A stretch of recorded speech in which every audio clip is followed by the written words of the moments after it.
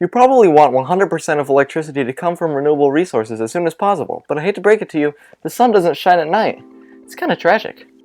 Though if the sun did shine at night, we would have a host of other problems, so be glad it doesn't. It's no secret that if we are going to transition to a fully renewable society, we're going to have to figure out how to use renewable energy when it's not being produced. Well, the easiest way to do this is to just store energy in big utility-scale batteries.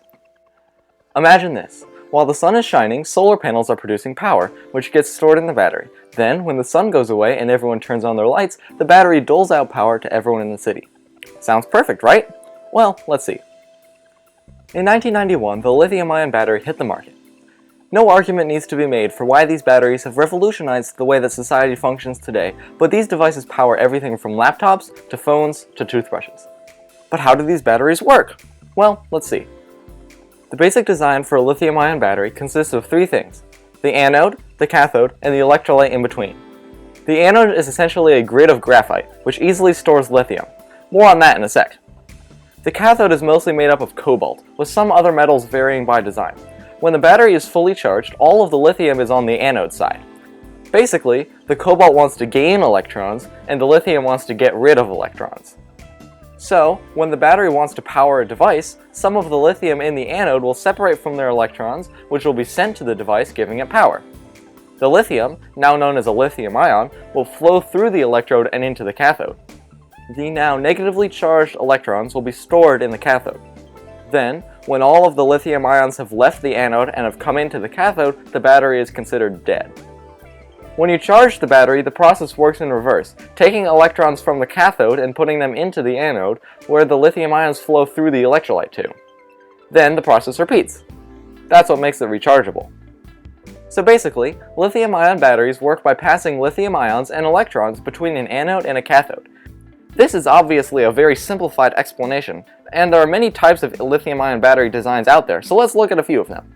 The three main types of lithium-ion batteries are LCO, NCM, and NCA. LCO batteries, or lithium cobalt oxide batteries, hold a lot of energy, but can't really discharge it all very quickly, and they have a relatively short cycle life. About 60% of the cathode material in LCO batteries is cobalt. NCM batteries, or lithium nickel manganese cobalt oxide batteries, are quite flexible and are able to hold more energy and last longer. About 30% of cathodes in NCM batteries are made of cobalt. NCA batteries, lithium nickel cobalt aluminum oxide batteries, are made with aluminum, which reduces the percentage of cobalt in the cathode down to 9%. They also have a larger power density and long cycle lives. In fact, this is the type of battery that Tesla uses for their batteries. They say that they have gotten their cobalt percentage down to 3%. So this is great and all, but why does it matter that the cobalt percentage is dropping? Isn't that what makes the battery the battery? Well, it's more complicated than that. Cobalt is a rare metal which is found mainly in the Democratic Republic of Congo. Seriously, half of all known cobalt reserves are found in the DRC. Unfortunately, about 20% of cobalt mines in the DRC are artisanal mines.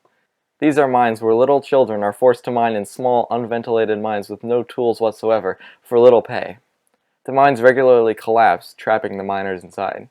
Even though most mining companies have pledged not to source their cobalt from these mines, unfortunately 20% or so of the DRC's cobalt is mined in this way.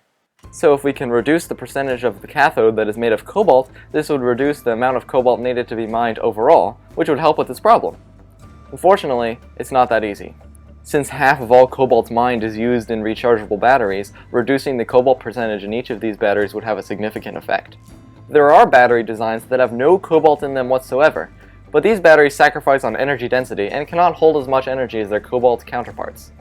Unfortunately, this is not the only problem with lithium-ion batteries. If we are going to transition to a fully sustainable energy grid, we are going to have utility-scale battery installations that store energy for the city when the energy is not being produced. Lithium-ion batteries are not the best choice for large utility-scale batteries since they only really come in one size, a battery cell. If you want a larger battery, you have to add more cells. Sounds simple enough, but the problem is that when you add more cells, you also have to add more infrastructure so that the energy can be properly divided between the cells. Plus, lithium-ion batteries don't have the longest cycle lives, and they're hard to manufacture. Though if we found a way to efficiently recycle batteries, so if lithium-ion batteries are not suitable for utility-scale installations, then what are they suitable for? Well, the advantages of lithium-ion batteries are that they can fit into a small space while still holding a lot of energy. So good applications of these include laptops, phones, industrial tools, and even electric cars. But this begs the question, what types of batteries can we use for utility-scale battery installations? Well, one potential solution is to use redox flow batteries. These batteries are, unlike lithium-ion batteries, infinitely scalable and have extremely long cycle lives, which are perfect for utility-scale installations. Let's look at how these batteries work. Redox flow batteries are made primarily of liquid, hence the word flow. With these, there are two tanks. One acts as the anode and the other acts as a cathode. Each tank is filled with an electrolyte solution. Instead of lithium, redox flow batteries use vanadium. While vanadium is rare and expensive, it is cheaper and more abundant than lithium, and nickel, manganese, cobalt, and aluminum. Each tank has a small section of pipe where the two tanks come into contact. Here, they are separated by an ion exchange membrane. This is similar to the electrolyte in the lithium-ion battery. Since vanadium has 4 different levels of oxidation, each of the tanks goes between 2 of them. When the battery is fully charged, the anode is at the 2nd level of oxidation and the cathode is at the 3rd level. Then, when the battery is discharging, the anode turns into the 1st level of oxidation and the cathode turns into the 4th. That's basically how a redox flow battery works. The beauty of it is that it is infinitely scalable. Want more storage? Get a bigger tank. This doesn't mean that it goes without its faults either. It has about 1/10 the energy density of lithium-ion batteries, which means that it would take 10 cubic meters of redox flow batteries to store the same amount of energy stored in a single cubic meter of lithium-ion batteries. But then again, they do have really long cycle lives, somewhere between 5,000 and 10,000 cycles, which would last between 10 and 25 years.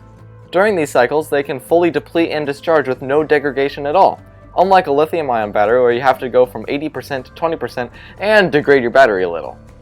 In addition, when the battery stops holding a charge, just replace the electrolyte solution and the ion exchange membrane and you have a brand new battery. There are currently 2 utility-scale redox flow batteries, with one more on the way.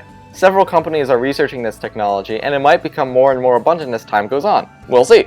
So clearly, redox flow batteries solve some problems, but they aren't perfect. Are there any other batteries that we might want to look at? Well, I'm glad you asked. Solid-state batteries are another proposed technology. These batteries are smaller, cheaper, hold more energy, last longer, work in a wider range of temperatures, and are easier to manufacture than lithium-ion batteries. Sounds perfect, right? Well, they would be if they existed. Currently, solid-state batteries are still being designed, and they aren't yet commercially available. But these would make more technologies possible, such as augmented reality smart glasses, and maybe even Neuralink? In terms of utility-scale batteries, there are some naturally occurring batteries, such as pumped hydro, which consist of 2 lakes at different elevations. The battery charges by pumping water from the lower lake into the higher lake. Then, when electricity is needed, water flows into the lower lake and spins a turbine. These have very low density, but operate at an enormous scale. These are along the lines of batteries that use gravity to their advantage. However, these in particular are only suited to mountainous terrain, which isn't really ideal. Geothermal energy is also a promising solution and might be ideal for conditions like Mars, but we would still run into the same issue of storage. Unless we use Earth as our storage. Since Tesla is the largest producer of electric vehicles, they're at the forefront of new battery technology. Megapack is their utility-scale battery installation. So far, they have installed a 130 megawatt-hour station in South Australia, as well as a few others in the United States. And they have plans for a 1 gigawatt-hour station in California, as well as many others. These utility-scale installations are just the beginning of a big battery revolution, transitioning away from polluting peaker plants to big battery packs storing renewable energy to dole out when that energy is not being produced. And with any luck, these utility-scale batteries won't be made of lithium-ion and instead redox flow batteries. You might see a water tower, and then 2 smaller ones next to it. If this video helped you understand how batteries work, why we need utility-scale batteries, or what other solutions are, please let me know down in the comments below. Also, don't forget to subscribe and hit that little bell, ding ding ding, so that you never miss any one of my videos. I'm the Enthusiastic Futurist, and I'll see you in another video.